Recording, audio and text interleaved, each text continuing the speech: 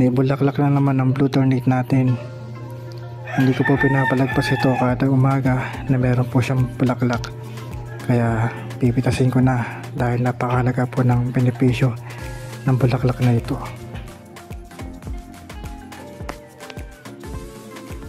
Madalas tuwing gabi ginagawa po namin itong tsaa. Hinahaluan namin ng honey para mas maging masarap.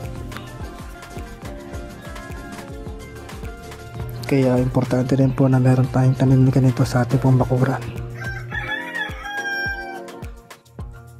Yan yung nakuha ko dun sa terrace.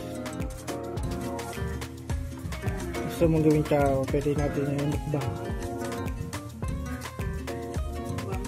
Tatlo lang ito eh.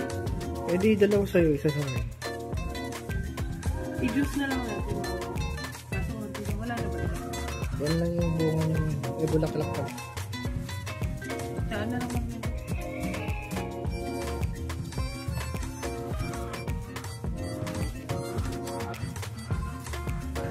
Ayoko kainin.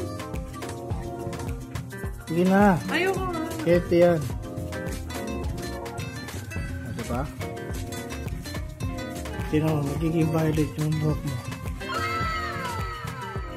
Matamis siya, lasang ano. Parang lettuce. Tapos sinawsaw mo sa honey. Hindi, matamis na siya eh. Ha?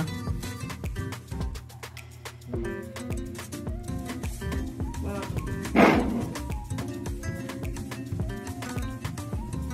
Mas masarap pala ito pag direktang kinain. Fresh. Parang lettuce na. Pwede naman natin ilagay dito sa tocino. Ito pong subukan. Jadi gusto mo? Kaya wala talaga siya sinasama dito sa mga ano. Sa mga Salad? salad.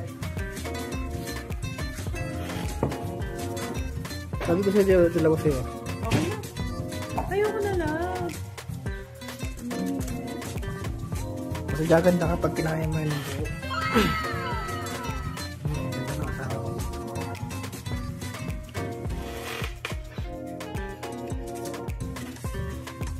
Masarap siya na matamis siya pero bandang huli medyo may kahit na. Ikaw, kuya. Almusal ka na?